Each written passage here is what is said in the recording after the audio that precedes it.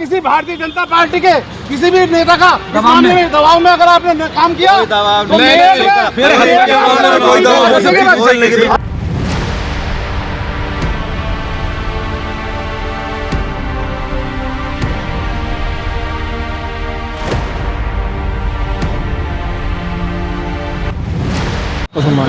लेकिन इस बात की गलतफहमी बना रहे हैं कि दलित समाज से है और दबा दिए जाएंगे। ये वो दलित समाज नहीं है जो 100-150 साल पुरानी बात थी कि उनको बैठने को नहीं मिलने का, पानी नहीं पीने को मिलने का, खाल उतार देंगे, चाहे इसमें भाजपा का आदमी हो चाहे इसमें कोई भी हो। यूपी के मेरठ से आई ये खबर सिर्फ हत्या की कहानी नहीं बल्कि उस कड़वी हकीकत का आईना है जहां आज भी जाति ताकत बन जाती है और इंसाफ सवाल। एक दलित महिला की बेरहमी से हत्या, उसकी बेटी का अपहरण और फिर सिस्टम की खामोशी पर भड़का जन आक्रोश। इस वारदात ने पूरे इलाके को हिला दिया है। सड़क से अस्पताल तक गूंजता गुस्सा, टूटी एम्बुलेंस और न्याय की मांग पर अड़ा समाज। मेरठ की ये घटना बता रही है कि दलित उत्पीड़न का जख्म अभी भी कितना गहरा है। दोस्तों, यूपी के मेरठ में दलित महिला की हत्या और बेटी के अपहरण से उबाल, जातीय उत्पीड़न का आरोप, पूरा गांव छावनी में तब्दील। तो दोस्तों नमस्कार, मैं इरशाद अली और आप देख रहे हैं यूपी 76 खबर हमारी दुनिया तक। बस आपसे एक ही निवेदन है, यदि आप फेसबुक पर देख रहे हैं तो फॉलो करें और यदि यूट्यूब पर देख रहे हैं तो चैनल को सब्सक्राइब करके घंटी वाला बटन जरूर दबाएं।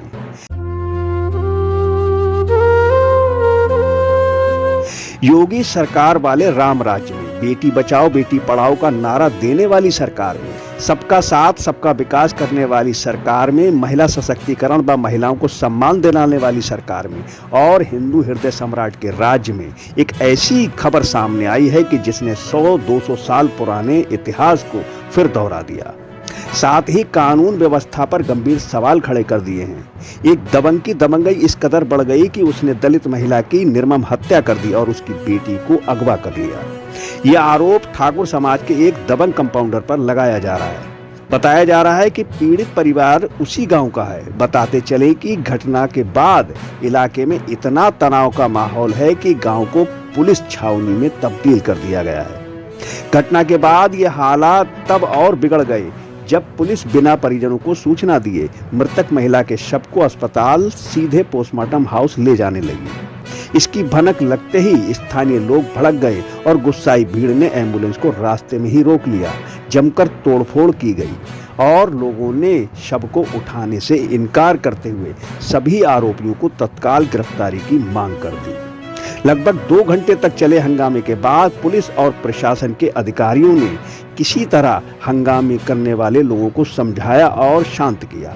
तब जाकर शव का पोस्टमार्टम हुआ।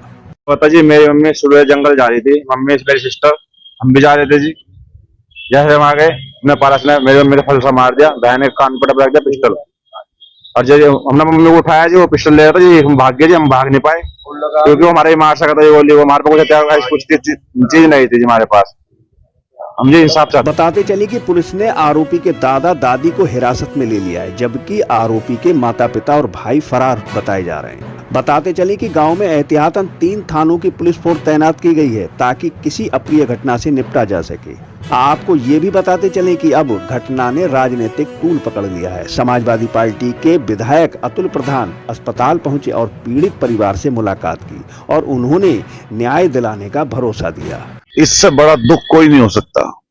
सोचिए किस तरह की व्यवस्था रही होगी, किस तरह की सोच रही होगी उनकी गुंडे तत्वों की और ऐसे लोगों की कि एक माँ अपनी बच्ची के साथ खेत जा रही है और खेत जाते वक्त बच्ची को तो उठा ले जाएं गुंडे और महिला का कत्ल कर दें। जब मेरठ की तरफ आई, रेफर हुई, तो उनके सांस चल रही थी, लेकिन ये पहले से ही संभवतः पहले से चीजें पता लग गई थी कि बचेंगी नहीं। और सोचो इससे ज्यादा विभत्स क्या हो सकता है। कोई भी दम भर ले कितना ही, कितना भी बड़ी बात कर ले, कितनी ऊंची बात कर ले, लेकिन मैं समझता हूं इससे खराब कुछ नहीं हो सकता। हम लोग सुबह पहुंचे थे वहां पर, मैं घंटों रहा अस्पताल में, तो जब मैंने वो आईसीयू में उनकी हालत देखी उस समय, तो आप देख नहीं सकते थे।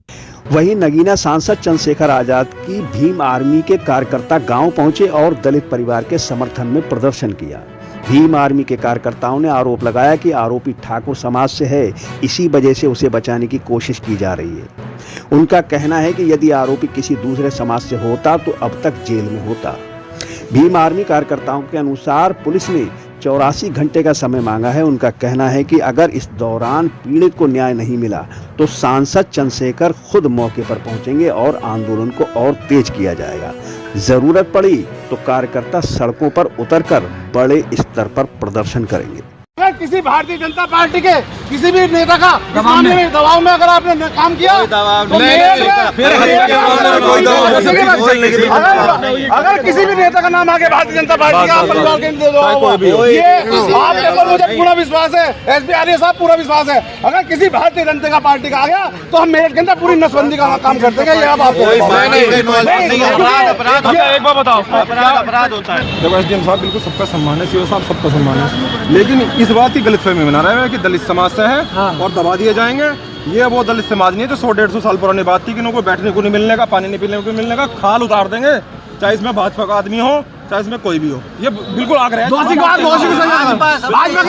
सजा दो, हमें दोषी को सजा चाहिए, हमें दोषी को। आपको बताते चले कि फिलहाल पुलिस मामले की जांच और आरोपियों की तलाश का दावा कर रही है, लेकिन दलित महिला की हत्या और बेटी के अपहरण की घटना प्रदेश में जातीय हिंसा और दलित सुरक्षा को लेकर एक बार फिर गंभीर बहस छेड़ चुकी है। सवाल यही है कि क्या पीड़ित परिवार को समय पर न्याय मिलेगा या फिर ये मामला भी फाइलों में दब कर रह जाएगा। तो दोस्तों जुड़े रहिए हमारे साथ और देखते रहिए यूपी 76 न्यूज़, क्योंकि खबर हमारी दुनिया तक। और हम जल्द लौटेंगे किसी दूसरी खबर में। तब तक के लिए जय हिंद।